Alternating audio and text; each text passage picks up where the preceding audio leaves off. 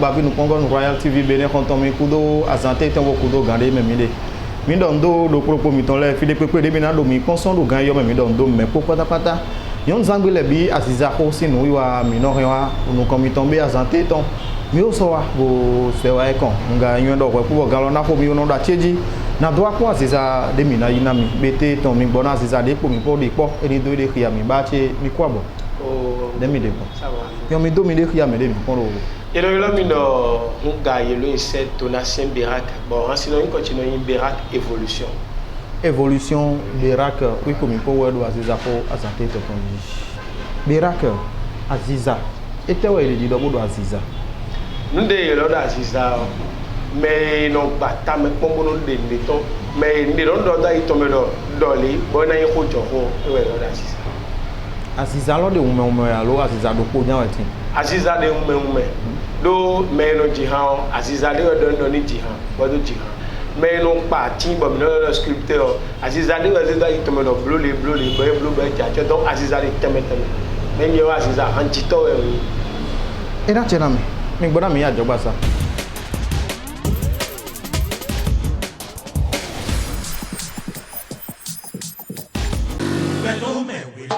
Eya ewulizo mi menene dango kame kodo akpegele do dango le bipapatako mi ayro nu sa tete gbeju dopo de tin bonga na mi nuru dagbe bagbaza mi dona fa we manger sain le cachot yero manger sain le cachot ara kamero nuru sa te lokpate kodo ekade na do we nozuma le manger sain le cachot we nuru sa te dopo de mi gayi lo bra du gbela mi ton le yero gbela ara kamero la gbete ka we awata la mi ton azuila khokiti po ala de ko ya la bo de gbebele bipapata manger sain le cachot etin lo bra sa la na bo mi na du bo mi papa akbaza mi dona fabo ala mi dona de tengbeju manger sain le cachot gbela mi tole we no sa kodo le kun oko bo ne aje fle ko su papa ne adu ande d'accord hana gbede am fle we dera mi don dera pichol akucha chaka kodo ata mi don gbo we no se bro wa dona we bra mo don ku gbela na duji kodo le kun oko manger sain le cachot fida garamore ne atro dango fi obo di mereje misrete alo khogboru de yi bo se te dango do we da mi o me to pon ko jo ana mo amisa ko enona don ana mo re titengbe ali to fle blangu aje fle ko su papa na mo zuma le sa tengbe judie ne ka tro to ko be khogboru alo misrete bo jata gboro de yi bo de adusi me to pon ne azia misa ko enona do trolo ana mo re ali to fle manger sain le cachot ala de ko ya la bo pe mele bi papata awa manger sain le cachot ala mo lo bra du bena era jeme awe manger sain le cachot era mi de te ko do koro mi dole adama chi ona we manger sain le cachot mi na du ba to kla mi dona sien khu mi dole era sien wa vuku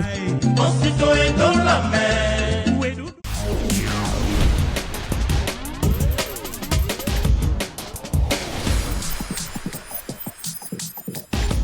Pion me jile na chena mi baou be mi ule podo dona évolution Bérac évolution pour do Aziza ko Azanté tonton di Aziza de un konko Aziza kan didi ton ou e do mi le di un pate mi kanko o to mi to merci o no ko bo moderniser tradi moderniser no ko aja moderniser no yi to mi to merci on le cha bono ne gana ko nu mon ko na we no ko bon na we no jogo e ja ho nu mon ko to le e na je ha do na yi to mi to merci hunle bona ho bona e no percussion et donc le prise de percussion bono aze yo aussi hunle no aze yo aussi le de piano guitare basse guitare solo ne le te me bo e no wa na no ko ge service e na jana we o na we ka jogo mo mi do bi Aziza science on la ma de jogo mo do bi Aziza science on me et choral viwe yin digba wo no yin mi bo lo choral me to de no choral me on ko do apapa no ki ko ton bo e no si no ki ko tu bo no wa so me bo yin wa no ni ko frère donc do nu ko yi me wa mo mede bo no fa kwinto de ba we de ro no e ka ko le prison civile ba ro ko kwinto ba mede jire yen ni e wa Leandro supervi de yelo en koto ko sisi ko bon on wa bi orchestre to de me bon mi ko no don 2000 ko e ra que de a ho bo yen a jiro la no ko ha mi no nje ko ko e ye we na mi opportunité nous ko to mo do ji ha mi no concert de ba le que bon ha le on yo na mlo donc fi de yesu de ran ji de ba melenje no apprécier ji bon bon si c'est ça il faut que et de souvent je en paji fi de nje ha ti le paji de ko bon ka o conseil gege le bon mele to bon voilà les oui bon pare ninga o de agban de ton pour l'album le coton ay do mars début confinement contrôle pour l'album le coton ah de ton bo agban ne de ton na wa ilo do vérité album aussi pour vérité de no mo ye jiwe alo tata audio album audio ni kan vérité lo di na mi na ko konugbo mano yo sise nugbo konugbo omro yo sise ye ka gbodo nu ke mo donu me o ino yo konugbo mano yo sise ye ka gbodo nu ke mo donu me o ewu beninu akuno banugbo la vérité est toujours amère ye ka gbodo nu ke mo donu me o ewu konugbo mano yo sise ye ka gbodo nu ke mo donu me o ewu Bono donc pas vous les mitondie, ntuno mikuna ke yanao, do wevi kuku na kao weno ve, oda pipa jolo taruno si amo wezo da fotono jezo si. Bono ho aneme, ho sunge ho, sunu bado lili da gbede rame vi, bono fine bosa dogo doni bodo. Nkungoro gbe si some o, je ne suis pas prêt pour me marier. Ayo kodo akayo meda bo emede vovio si gbehengbele Victor kodo vinokpo si kwe ezan are kwe ogbele Loba mede vovio megbevo si ça et toi tu fais le tonton Adje fide anombolo mejo megbewa jenu kambio weji akana filia How you look compare boleado Di ofile mitodie atunda mile kumba me oho Bono renda kwene bobio Unsa ukweno yi ho avonu mi o me o je lo ba to yo karo ko to eme ba no dudo fi bo no dudo don ye ifide agweje boîte de nuit le agweje agode ko ve do gbero fide wi je no bala tabala nu keke de zewe de onaze ena yo pepe ba namblo ayi ba vi po ana aja se wili diche don hande bodo ko na we agano ma zalo igun bodo on pa han de no pa han chele bon ndo foforo ko do fine ba no do Stefik Sunda donc e no ko pe video ja yi me o de no commenter bon ma ou ne senu alo pare fine donc nu ja ji han de bo no i ko to mo do le que ni do ko de mi bo ma ko bodo ji han donc e no créer histoire le nu ba ngeno se bodo no ji e ma ndo zima ko su pa we no bio de we me ne bo no créer bo e no se na ko wa no ngene studio no pa han chele mais seulement e no jiro mi do me tunu humi de ni le wo ken dewu chan bon ndo hande pa me be ti le mi do ko de humi do dewu mi no ya do han lo me e jo ko ipo pon ya e jo ko e po ya me do jo alo lili e ma so ndo e jo ko me de pon alen po mo do mo e no jo si no jo de mi le mi jun so mo huwa mo ko de vlavo ka bi ma do ko na me de vi vlavo bo indo mo awo we me di e do iba me de do ko do ko bo gbe po nte do ko nu tadu no na ye ne no clair parce que on tie we se mo san nte do ko nu tadu no jiji we re me no huwa mo ko le ete we adogo so gan do lan jijo ne le ni do awa de buru gbe me fi kaka gbenu no ton do han si refrain no gbenu de ma jadi donc we awa de buru gbe me fi ara mo no boy mi we blo mo chocho bon de na njo a e ka ton voilà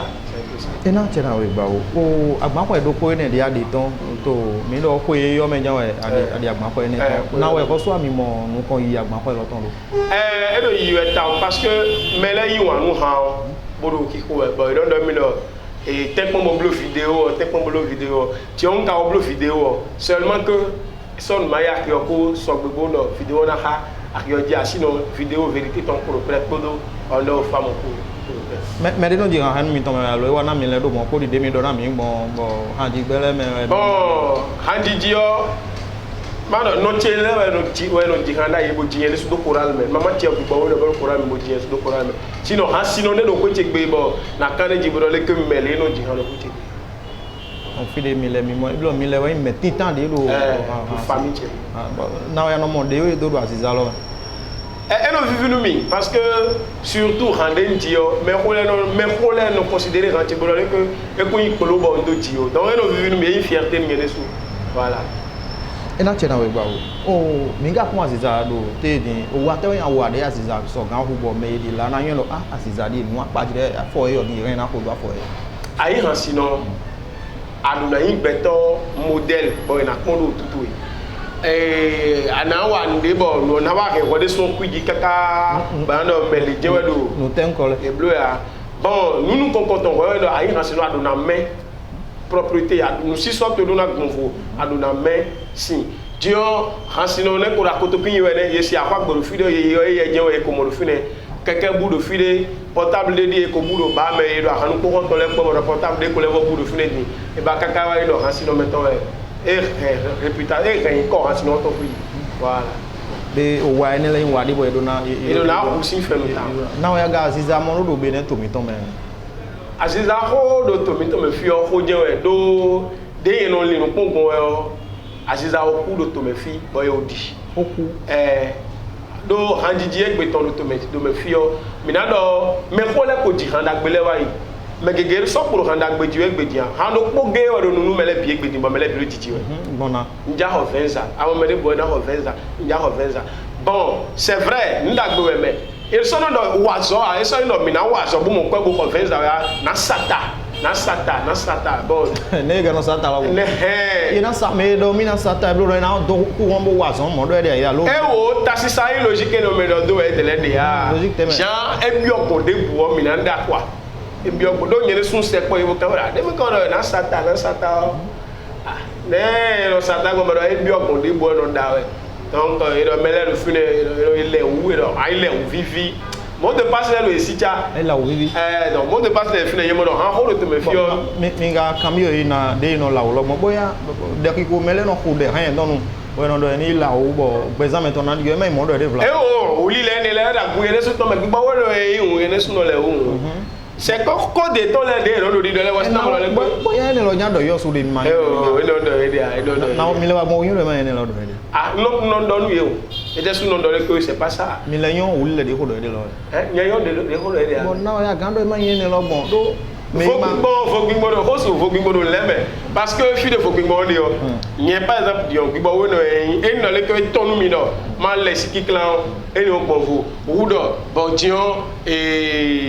mi wa na ile ude do same ino na pra inu wa to de gon ba ile ude bo na ize adide bo le bo na cho for de akona wa nu akona wa ho me nye tun ni magie ne onde nu gbonu bo a bon mais ho ado alioto eji sin ko do ade aliode ji yo su de le ji ko do ede ne do ma gbe oyin do mo alio yin la kan oyin do yin la obo na we nyan bo e do mi na sata ni yo ma mo no yo ti le lo ne ka vi na amodo plan bon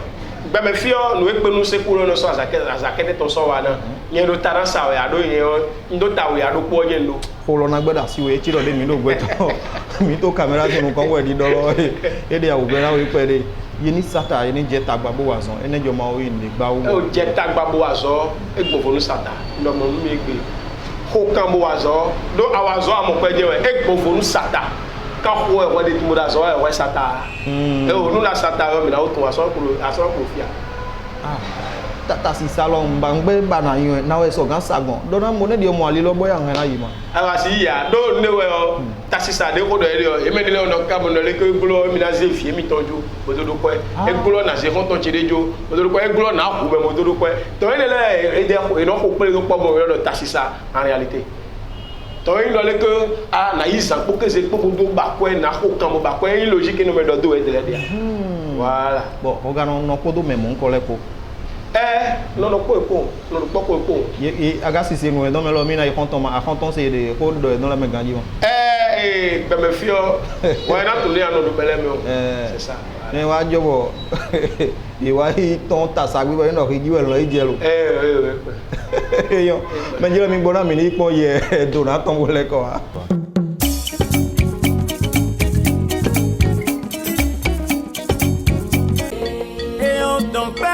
mitondie untuno mikuna ke yana odo webi kukuna khawu enove oda pipa jolo tadu no si amo wezo la fortune o dezonsi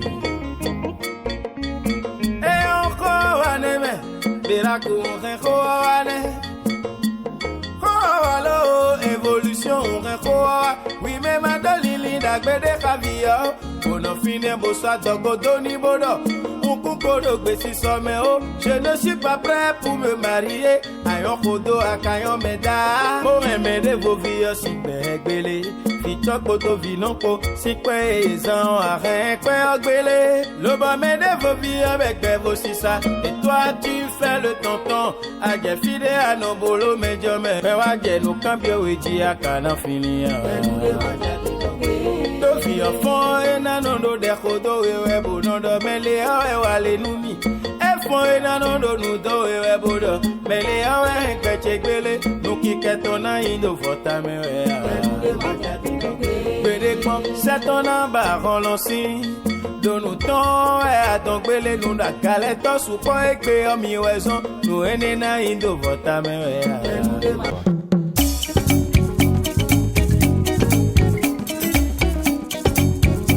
Eyon me jile na cheda mi gba omi kudo yeda gbe pipon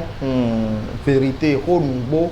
konugbo dodo ede hangbe yo me bo su pa de adoto hangbe ne pe de don plan mi a o mo do sima nugbo o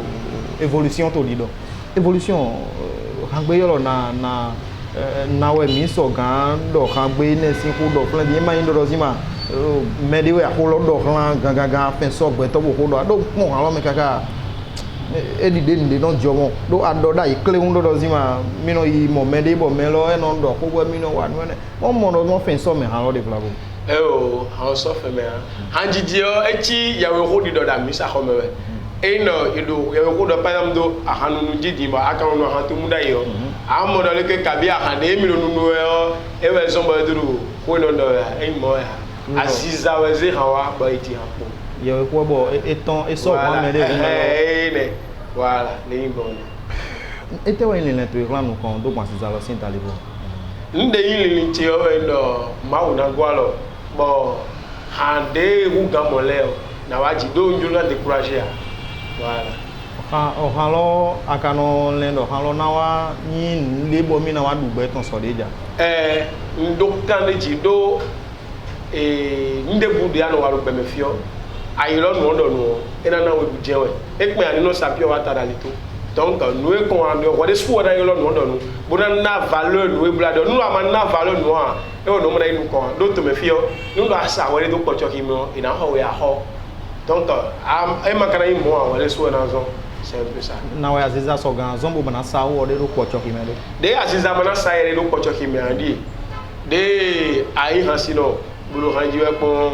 bo akwepe de ko hanwe ba se do be kojo jawa ko ruton akawozu bodan jameleji goji ya tekun bonu ma ji hanu ponu we be le adole le biblo adu carrière to we ni ayo adu mo we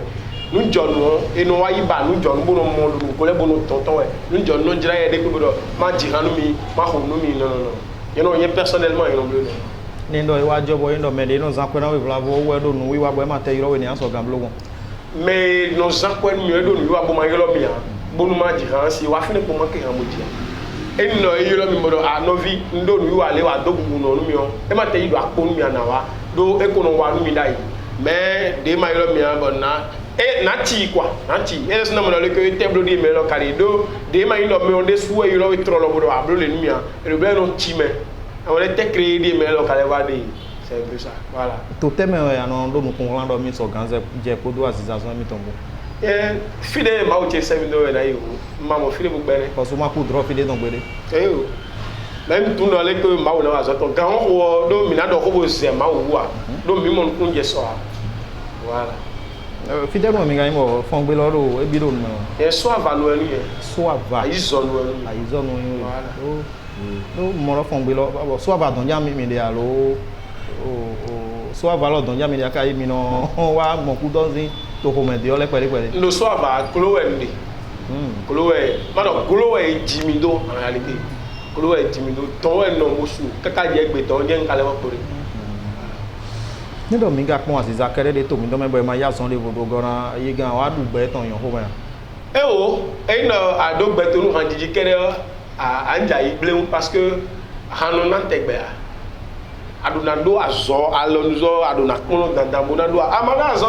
bodo gbe nu han kere do su do le ke azo le yawe le me o emi na bionu e memo emi na jaju tete o to no tuzon kanfla azo tewe asino gege de bo jihano belen to me fi wa yibo e pa e bo da kwa to mo lori me egbedion yeme ne de bo e sodo ko e ton de se ya ba egbedion mo e de su e be se de to le wa do si sawe abi alonzo e ton de kon le wa do du na e wa do egbedion e so yin han o ya ete o to ga yin mo me yin ko di na da yi to gun aziza sin tali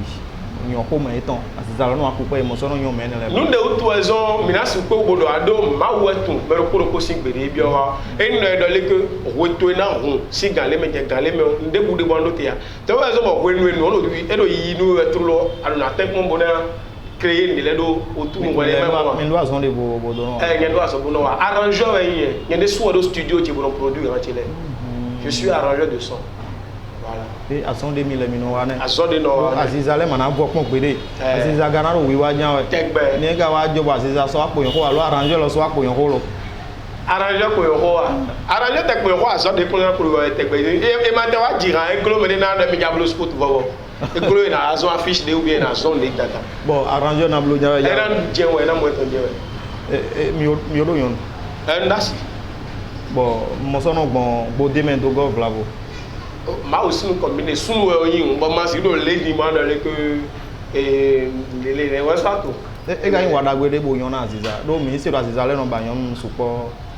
yin wada gbe ya mi no ko jo ko ma ble mi de o me de gbe o de gbon egbe o ko yi nkun o do tawu me boro nu do wa yi wele pon donc ma o de suje na ni na mu gbon na so e tegbe to lo do ate no asiwe gon fo me kaka bo ton wo nu kun to so amon le bo so no duro eno nagbe eno bo ça c'est clair ma si do fit na le que asije kere no ha no si do mo nte do mo di o me do kin pomles na gbe wura ti gba lo di ere to ma do ro mi desu mi pon le ni o sunu we oyin bo ka ro jeune agba yo no kuma no ba no na le opo voilà donc anon lita won no e mo do le ne anon lita yon ta won no jan e di o na mo do mu jo njanga wa ya côté logique no me do ko do Aziza ga hena huwa mon kole Aziza hena huwa ene ole aji o ko de mi do e do fo le gegeji yon bi ba bo fonu bezan into d'accord yon bi ba do fonu fo gbin bon te de me fo gbin bon de me oni egbe yo e ko mo chaki we eze so de wa yo egbe je o zero za eze chani no e so tu mama do ton pe me a e do pe to ze amon ne lo in jol le kede lebi na no ba me bo yo we lebi o ba me we no lo bodo yo voilà lebi na no ba me bo yo voilà DTV ke mena o dabo amodes mo yin wona no mo nkole amon de agadi do din ndi do zima wo so pa de sise e so no de di o so gali di do di o yin me de bo mo no huwa mo nkole de ya no blo mo e di mo te no se po plan we po DTV ye e do no de singiri di bo nga so do len bojo bi ko di de do aklu no gbero to na me po patapata do na ne ro mi ga pon Aziza tewe ano pon hlan do emi kemi na je ten de me de so de ja asilo de no inspiré mi de no jo na ti do yin Papa Sagbo bon parce que nous do to khan to le bosser politiquement Black Santiago le c'est que no jiro mi do yin de suma wa Papa Sagbo aga don se po e bo yon de huwa gbon kaka bo de Aziza me bo ko e ne me de ile huwa Aziza sin wa gbon bo gbe do de me kaka je di me ma chi ma gbe lo ko do to me ado me de le no se bo no achi me la we ni jo mo ga chi gbe de ko de pe nde se egbe do mo kaka je Papa Sagbo nko do chance bo pe e pon